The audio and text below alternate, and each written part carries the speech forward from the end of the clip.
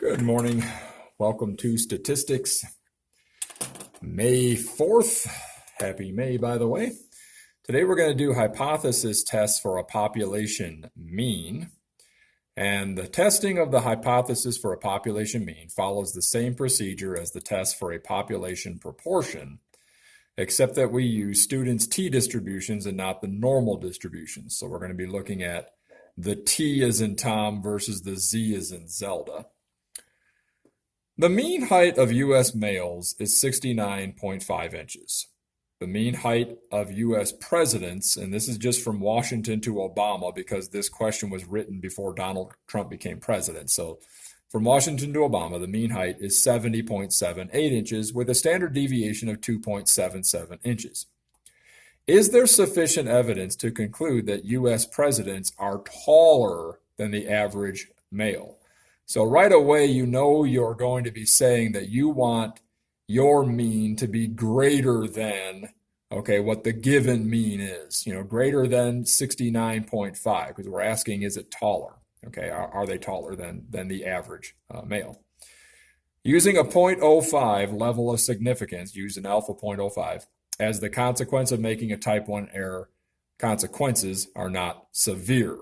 If you remember, if it's a severe consequence, you use a lower alpha value, And a severe consequence would be something like if your data is going to prove that somebody's going to be really harmed, by something, maybe some kind of an environmental issue.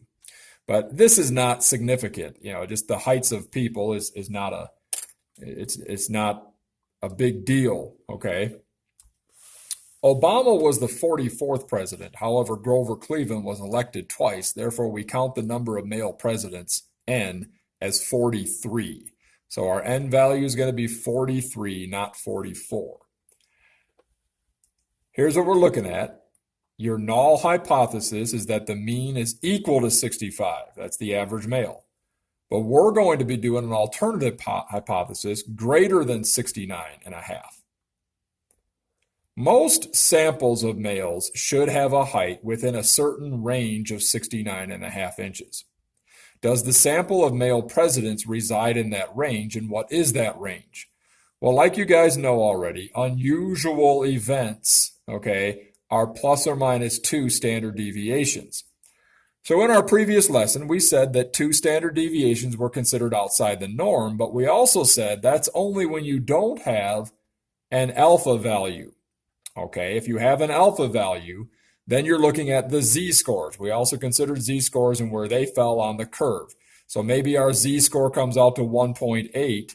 Now, instead of asking, is it 2 standard deviations right there, we're asking, is it more than 1.8 standard deviations, one way up or down, depending on what you're testing, With population mean, we consider the t statistic, like I said, not the z.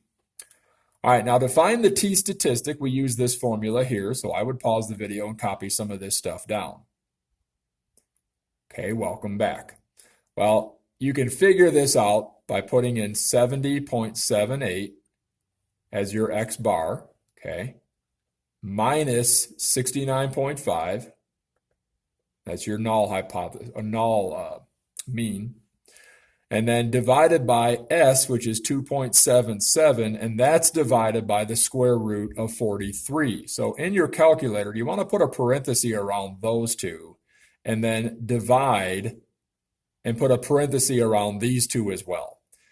Doing that correctly will give you the t statistic of 3.030. Now you'll see later why I rounded to 3 places, because I normally say 4. Now we're going to determine the critical value at alpha equaling 0.05 with 42 degrees of freedom. And you always go one less when you're doing the t statistics. So we had 43 presidents, 42. Table 7 in the back of the book, which I'm on the wrong page here. Let me get to the right one. Here we go. It's kind of hard to hold this, but I'll try my best. All right. Table 7 in the back of the book is the one that has the t distribution. So we go to DF on the side there, and you run your finger down to 42. But you'll see there is no 42. Okay, it stops at 40. So because it stops at 40, we're going to use 40, okay, because it's the closest to 42. Now, we'll get to technology in a minute. But with 42, 0.05 is at the top here, okay? And right there it says 0.05. So where it says 0.05, run your finger down to 40 and you should see 1.684. So that's the value we're looking for, 1.684. Now, using technology, we can use 42 and get a more accurate answer of 1.682, but you can see they're not that different, okay? All right, we use technology by going to second function. So clear your screen, second function, VARs, and then scroll to number 4, inverse T, and hit enter when you do that part. And you should see something that says area. Now, for the area, you put in 1 minus the 0.05. I'm keeping my finger there so you know where I'm getting 0.05, okay? Remember, this does it the other way. It brings all that area to the left. So you could put in 0.95, but just to make it easier, 1 minus 0.05 for your area. Put in 42 for your degrees of freedom, highlight, paste, hit enter again. Yeah, you got to hit enter twice. And you should see 1.682. Now, again, I only rounded to 3 places because that's how the book has it. All right, that I don't think I told you that earlier, but that's one of the reasons why, just in this case, only 3. Okay. All right, now what that means is this. If the t-statistic lies in the critical region, reject the null hypothesis. So the t-statistic we found was 3.030. It's way, past 3. 1.684, and when I said that's how the book has it, I should have said that's how the table has it, okay? Like I said, you're better off rounding to 4 places, okay? But the table just uses 3, so that's why I'm sticking with that. All right. But you can see that 3.03 is obviously way over to the right of 1.684. So we reject the null hypothesis, just like we did when we had a z-score of maybe 1.87, and we reject anything that's beyond 1.87. All right. Here's the conclusion you want to copy down. Pause the video. All right. Sufficient evidence exists to show that at the alpha equaling 0.05 level of significance, U.S. presidents are taller than the average U.S. male. All right. The p-value approach is what we're going to learn now. The approach we just did is called the classical approach. A second method is called the p-value approach. So write down this in your notes, please. The area shaded to the right of the t-statistic. Okay, so right there I put a line. That line represents 3.030. Okay, right there's 3.030. The area shaded to the right or to the left, if you had a negative 3.030, then you're shading the area to the left. Okay, that area is called your p-value. It's like probability. It's like we've been saying, if that area comes up to be 0.038, then it's about a 3.8% probability of occurring, okay? So in this case, it's the area with 42 degrees of freedom because that's how we got the 3.030. But it's that area to the right of that or to the left if you're testing something lower than the mean. Locate the t-distribution in table 7 that corresponds to a t-statistic of 3.030 with 40 degrees of freedom. Okay, back to table 7 for a minute. Let me get this where I can hold it good. Okay, here we go. Back to table 7. Go to 40 degrees of freedom. Run your finger down to 40. Now keep going across until you come close to 3.030. Now I'm already putting my finger at 2.971 and 3.307. Okay, one more time. Go to degrees of freedom 40. Run your finger across 40 down there at the bottom until you come to 3.030. Well, it isn't there, okay? But it's between 2.971 and 3.307. Think about it, 2.971, 3.307. Somewhere in between those, you're going to hit the number 3.030. It's like $2.97, $3.03, $3.30. Okay. Now, the areas corresponding to 2.971 and 3.307 are what the table does for you. another application of it, I should say. So if you have the table out again, I keep on messing this up, sorry. Okay, here we go. I just don't want to pull it out of my book. All right, so table 7, when you are down there at the bottom and you see the 2.971, okay, there it is. Go all the way to the top and you'll see 0025. 2.971 at the top, 0025, okay? Over to the 3.307 and you'll see 001. 3.307 at the top, 0.001, okay? So what that's saying is that the area to the right of this 2.97, the area to that right is equal to that much. Really small percentage, right? Okay. And then the area to the right of the 3.307 number is just 10%. Not even, no. It's 0.00010, and that would be what? That would be point like that. That's 0.1%. Remember, you moved the decimal twice.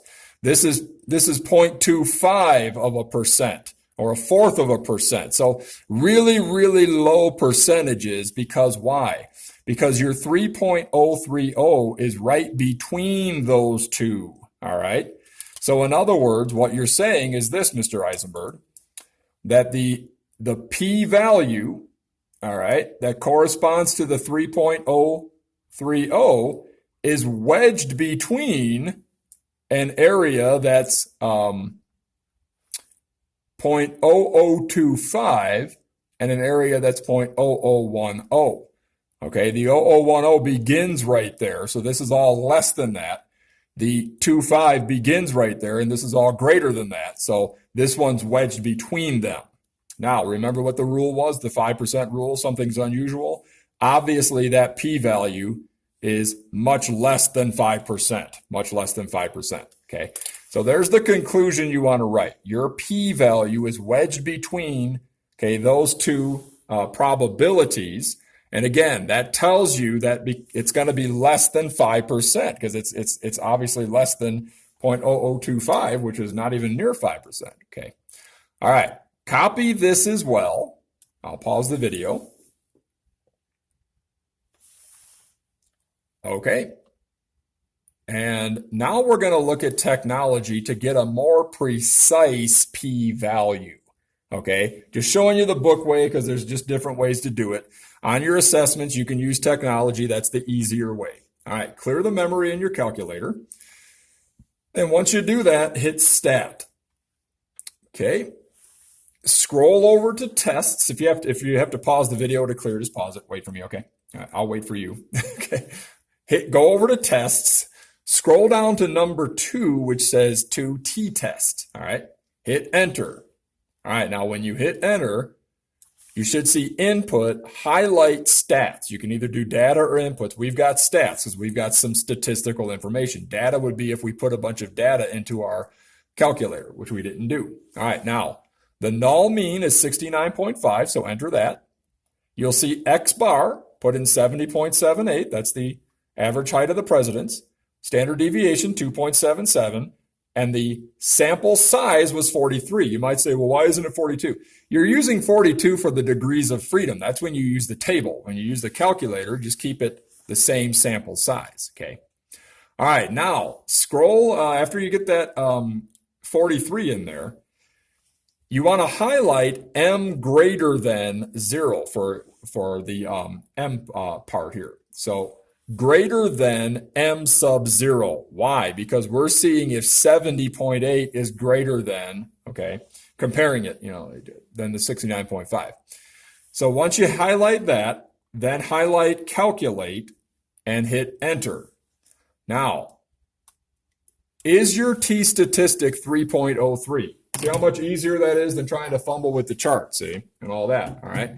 And is your p-value 0021? Much easier than fumbling with the chart, okay? And you should see it in there. I'm seeing it myself, all right? So it's working. And again, does it confirm that? Yes, because the p-value comes out to 0021. So 0.0021. So obviously, if you think of this as like 10 and then 21 and then 25, 21 is less than the 25 and it's greater than the 10. So yes, the p-value is wedged between there. And what does that mean to say 0.0021? Well, that's like if I eliminate the 1 and just use this and move this twice or 3 times, I'm looking at 2 out of 1,000, right? Or 2.1 out of 1,000 if you want to throw the 1 back in there. But isn't that going to be much less than the 5% rule? Okay, something's unusual if it's less than 5%.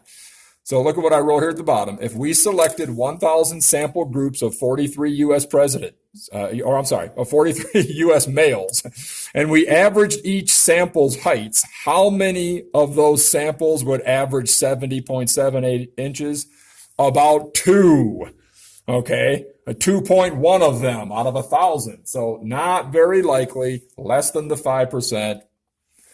Small samples. In our last example, we had a sample of 43 males from the population. Recall that a sample is considered large if it is greater than or equal to 30.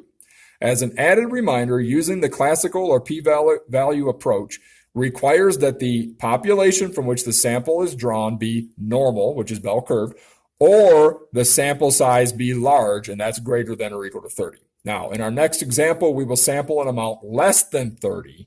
So we first have to determine if it comes from a population that is normal. We're going to do that in tomorrow's lesson, though. So if you want to start some of the homework problems, you can, but you don't have to.